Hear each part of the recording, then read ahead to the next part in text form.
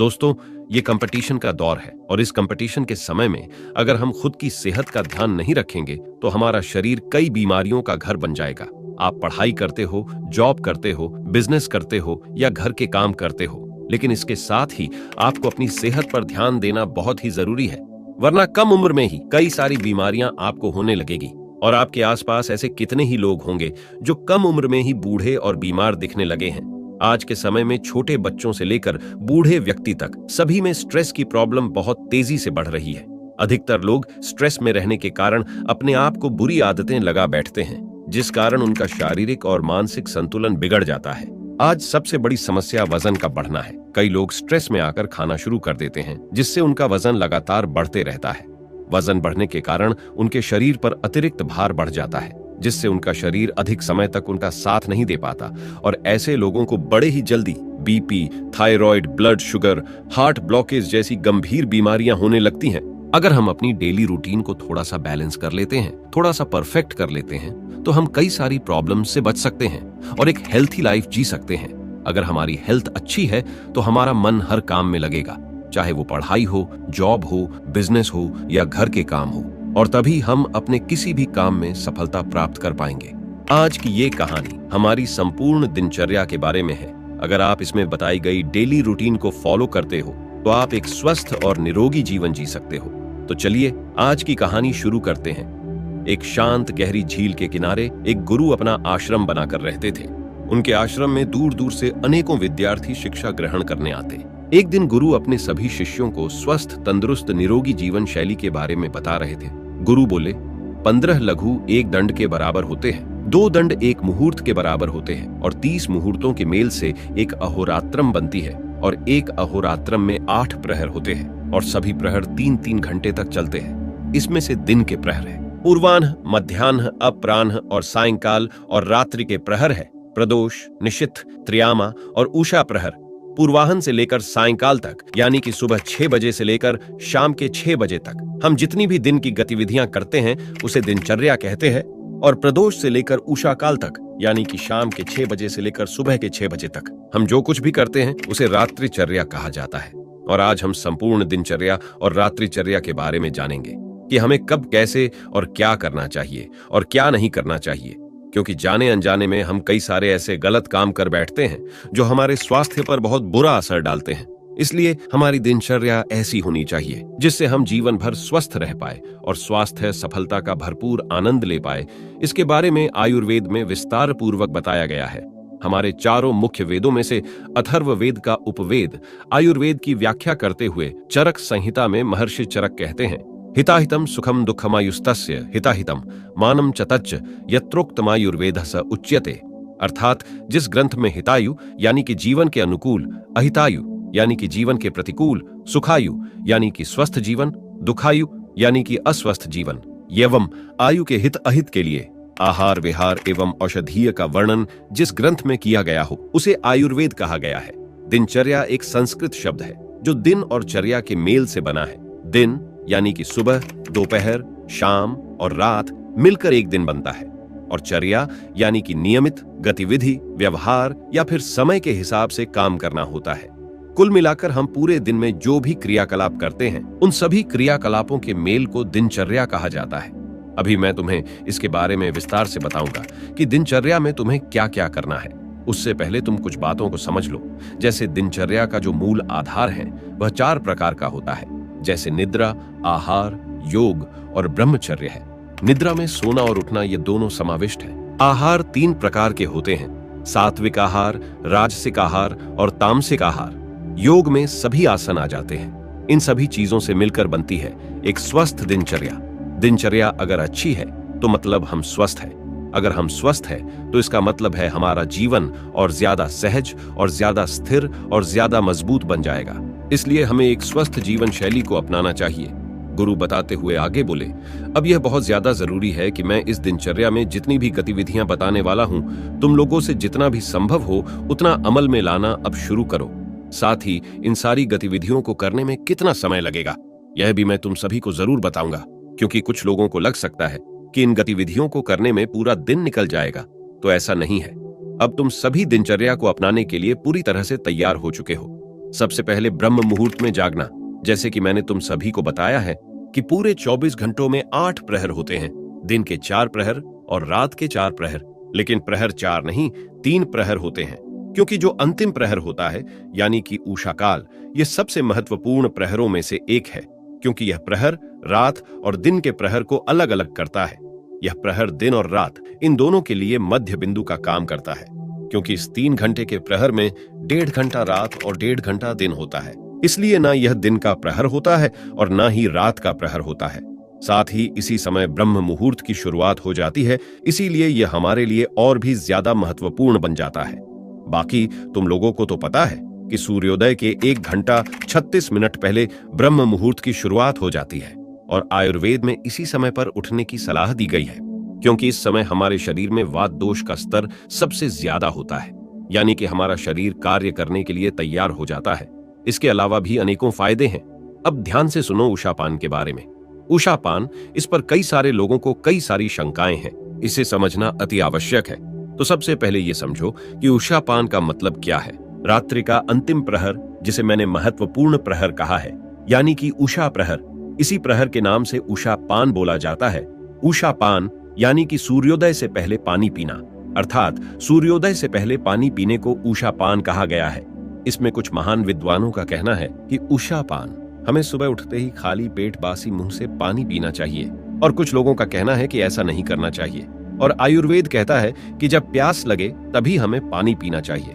मैं अभी तुम लोगों को स्पष्ट कर देता हूँ। आयुर्वेद के 3 मुख्य ग्रंथ हैं, चरक संहिता, सुश्रुत संहिता और अष्टांग हृदयम।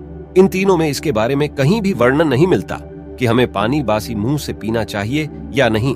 कई ग्रंथों में इसके बारे में उल्लेख किया गया है, लेकिन किसी सूत्र में ऐसा वर्णन नहीं मिलता। बासी मुंह से पानी पीने का वर्णन आचार्य भाव मिश्र के ग्रंथ भाव प्रकाश में मिलता है। भाव प्रकाश के पूर्व खंड के इस श्लोक के अनुसार, जो रात के 4थे प्रहर में प्रतिदिन बासी मुंह पानी पीता है, वो वात, पित्त और कफ को जीतकर 100 वर्ष की आयु तक जीवित रहता है। भाव मिश्र प्राचीन भारतीय औषधि शास्त्र के अंतिम आचार्य माने जाते हैं और आचार्य भाव मिश्र जी ने भाव प्रकाश की रचना सन 15 से 16वीं सदी के मध्य में किया था।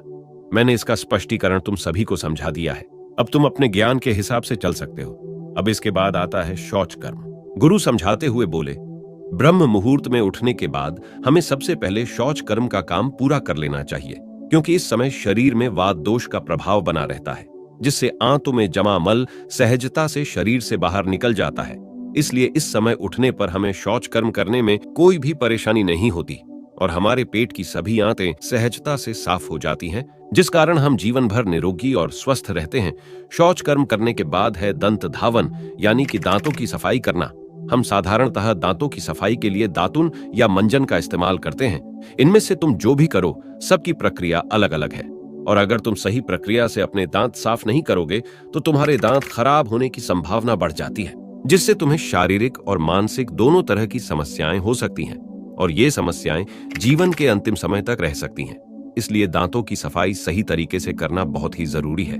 इसके अलावा आयुर्वेद में दातुन का विधान बताया गया है कि हमें अपने दांतों की सफाई दातुन से करना चाहिए, और अगर तुम दातुन करते हो तो तुम इन चीजों के तत्वों का इस्तेमाल कर सकते हो, जैसे कि अर्क, बरगद, बबुल, करतर्ज यानी कि डिठौरी, ककुंभ यानी कि अर्जुन की टहनी से दातुन कर सकते हो। इसके बाद जब दांतों की सफाई हो जाए तब जिभ की सफाई करना भी बहुत जरूरी है। इन तीनों शौच, दांत, जिभ की सफाई करने के बाद आयुर्वेद में कुछ छोटी छोटी चीजों को करने के लिए कहा गया है। इसके बारे में भी मैं तुम सभी को बता देता हूं। पहले अंजन लगाना, यानी कि सूरमे का उपयोग करने के लिए कहा गया है। यह हमारे आंखों के लिए अच्छा होता है, इससे हमारी आंखों की रोशनी बढ़ती है। दूसरा, रसांजन का प्रयोग, इसे सप्ताह में 1 बार करने के लिए कहा गया है। तीसरा, नश्य कर्म, यानी कि अपने नाक में तेल डालना, यानी कि हर दिन तुम्हें अपने नाक के दोनों छिद्रों में 1-1 बूंद तेल डालना है। इसके बाद तुम्हें तेल से गुल्ला करना चाहिए। इसके लिए तुम सरसों का तेल, नारियल का तेल, घी या फिर शहद का भी इस्तेमाल कर सकते हो। इसके बाद एक कार्य आता है, वो है अभ्यंग, यानी कि मालिश करना। तुम सभी को हर दिन अपने शरीर की मालिश करनी चाहिए। अगर तुम पूरे शरीर की मालिश नहीं कर पाते तो कम से कम सिर, कान और पैरों के तलवों पर मालिश करना चाहिए। अब हम व्यायाम की ओर बढ़ते हैं। तुम इसे अपने स्तर पर कर सकते हो, लेकिन व्यायाम नियमित करना चाहिए। फिर योगासन, प्राणायाम, मुद्रा और फिर ध्यान। कई लोगों को शंका रहती है कि हमें कितनी देर तक व्यायाम करना चाहिए। तो इसका सहज उत्तर यह है कि तुम्हारा शरीर किस प्रकार का है। अगर तुम्हारा शरीर कफ के अनुसार है तो तुम्हें ज्यादा देर तक और भारी कसरत करनी चाहिए। अगर तुम्हारा शरीर पित्त के अनुसार है तो तुम्हें मध्यम समय तक मध्यम कसरत करनी चाहिए। और अगर तुम्हारा शरीर वात के अनुसार है तो तुम्हें कम समय के लिए भारी कसरत करनी चाहिए। अब व्यायाम के कुछ समय बाद तुम्हें नहाना चाहिए।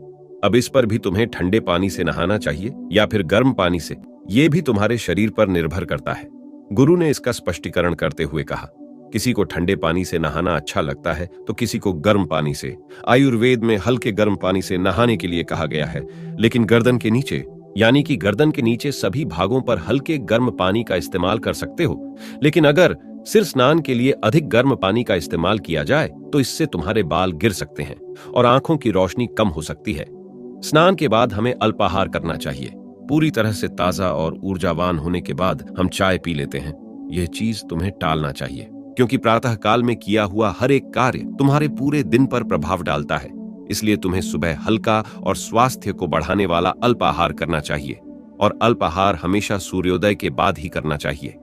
एक स्वस्थ व्यक्ति की पहचान यही है कि उसे हमेशा सूर्योदय के बाद ही भूख लगती है। तो तुम सभी को इस बात का ध्यान रखना है। इसके बाद तुम अपने कार्य शुरू कर सकते हो। सूर्योदय के बाद हमारे शरीर में पित्त दोष सक्रिय होना शुरू हो जाता है।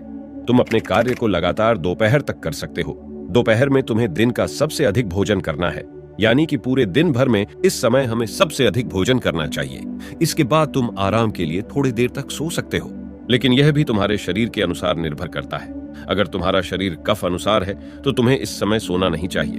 अगर तुम्हारा शरीर पित्त अनुसार है तो तुम थोड़ी देर के लिए सो सकते हो। अगर तुम्हारा शरीर वात के अनुसार है तो तुम थोड़ा अधिक समय तक सो सकते हो। इसके बाद तुम्हारा जो भी दैनिक कार्य है, जो भी काम है, उसे शाम 6 बजे से पहले पूरा कर लेना चाहिए। शाम के समय खेलना कूदना भी चाहिए।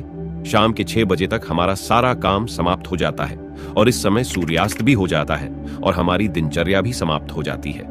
अब सुनो रात्रिचर्या के बारे में।